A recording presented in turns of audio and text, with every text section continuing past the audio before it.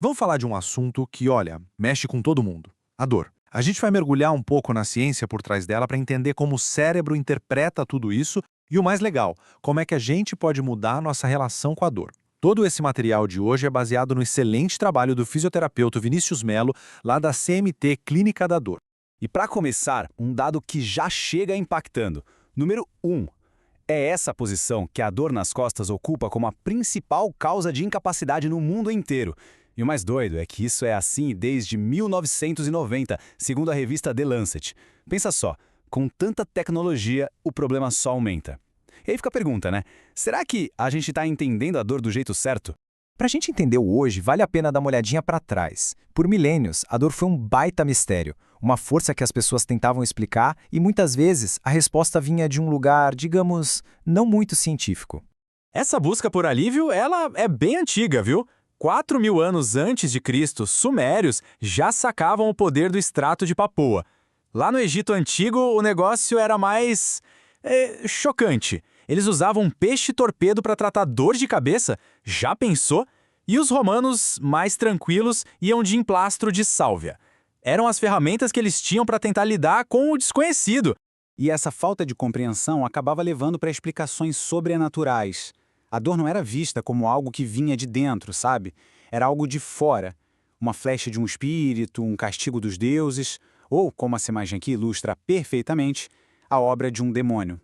A ideia era que alguma força do mal entrava no corpo para causar aquele sofrimento. Mas aí a ciência avançou e, nossa, a visão mudou da água para o vinho.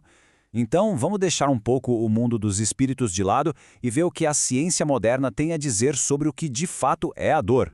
Essa aqui é a definição oficial da Associação Internacional para o Estudo da Dor. E tem uma palavrinha aí que é a chave de tudo. Presta atenção nela. Potencial. O que isso quer dizer? Quer dizer que não precisa ter um machucado de verdade para a dor existir. Só a possibilidade de um perigo já pode ser o gatilho. E essa frase aqui, de McCaffrey e Beebe, é poderosa. Ela coloca um ponto final na discussão. A dor é uma experiência totalmente pessoal. Não existe uma régua para medir, um dorômetro. Se a pessoa diz que sente dor, então a dor existe. Simples assim. Agora é super importante separar as coisas.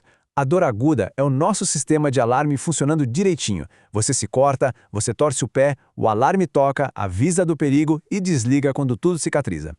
Já a dor crônica, essa é outra história. Ela continua lá depois de meses, muito tempo depois da lesão original ter sarado. O problema não está mais no tecido, e sim no sistema nervoso, que ficou sensível demais. E é isso que nos traz para a grande virada de chave da neurociência moderna. Um conceito que, quando a gente entende, muda tudo. Pode parecer estranho no começo, mas é a peça que faltava no quebra-cabeça. E aqui vem a pergunta de $1 milhão, né? Se o machucado já sarou, o osso consolidou, o corte fechou, por que cargas d'água a dor continua ali? De onde ela está vindo? A resposta é essa, e ela pode ser chocante para muita gente. 100% de toda e qualquer dor é uma produção do cérebro. Não interessa se a causa foi um prego no pé ou uma memória ruim. A experiência final da dor é sempre uma decisão, uma interpretação do cérebro. Os nervos mandam sinais de alerta, perigo, mas quem decide se vai produzir dor e o quanto de dor é o chefão lá em cima, o cérebro. Tem um caso real que ilustra isso de um jeito incrível. Imagina a cena. Um operário pisa num prego enorme que atravessa a bota dele de um lado para o outro. A dor é insuportável, ele chega no hospital aos berros. Mas aí, quando tiram a bota com todo cuidado, a surpresa. O prego tinha passado limpinho entre os dedos dele, não tinha um único arranhão. A dor era absolutamente real, mas foi 100% criada pelo cérebro, que olhou aquela cena e concluiu: isso é uma ameaça gravíssima.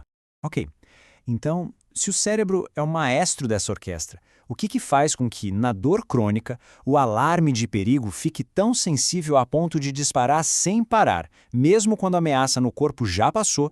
Bom, o medo e aquilo em que a gente acredita tem um papel gigantesco nisso. Sabe aqueles pensamentos que ficam martelando? Se tá doendo, tem coisa errada acontecendo, ou nenhum exame acha o que eu tenho, deve ser algo muito grave. Cada um desses pensamentos é como jogar mais lenha na fogueira, alimentando o cérebro com a ideia de ameaça e mantendo o alarme ligado no volume máximo. E tem mais, o cérebro analisa o contexto. Pensa comigo, a mesma lesão, uma torção de tornozelo, Para um jogador de futebol, aquilo é uma ameaça à carreira, ao sonho, ao sustento. Para um advogado, é um baita incômodo, claro, mas a ameaça para a vida dele é bem menor. O cérebro do jogador, por interpretar um perigo muito maior, pode produzir uma experiência de dor muito, mas muito mais intensa. Beleza, a gente viu que a dor crônica complexa envolve cérebro, medo, o que a gente pensa. Pode até parecer meio assustador, mas é aqui que vem a boa notícia. Entender tudo isso é, na verdade, o primeiro e mais poderoso passo na direção do alívio. Então vamos amarrar tudo que a gente viu aqui. Primeiro, dor é normal, é um sistema de proteção fundamental para a gente sobreviver. Segundo, o cérebro é quem dá a palavra final, sempre. Terceiro, na dor crônica, o foco muda do tecido lesionado para um sistema nervoso que ficou sensível demais. E o quarto, que é a grande sacada de tudo, educação é uma forma de tratamento. Simplesmente entender como a dor funciona já diminui a sensação de ameaça para o cérebro. E isso, por si só, já começa a acalmar o sistema. E, mais uma vez, só para reforçar, toda essa conversa foi inspirada e baseada nos conceitos muito bem explicados pelo fisioterapeuta Vinícius Melo. Para quem quiser saber mais, os contatos da CMT Clínica da Dor estão todos aí na descrição, ok? E a gente termina com uma provocação. E se a dor, principalmente a crônica, não for um inimigo para ser silenciado com remédio, mas um sinal para a gente aprender a decifrar? E se o caminho para o alívio não for lutar contra o próprio corpo, mas começar simplesmente a entender a linguagem do nosso cérebro?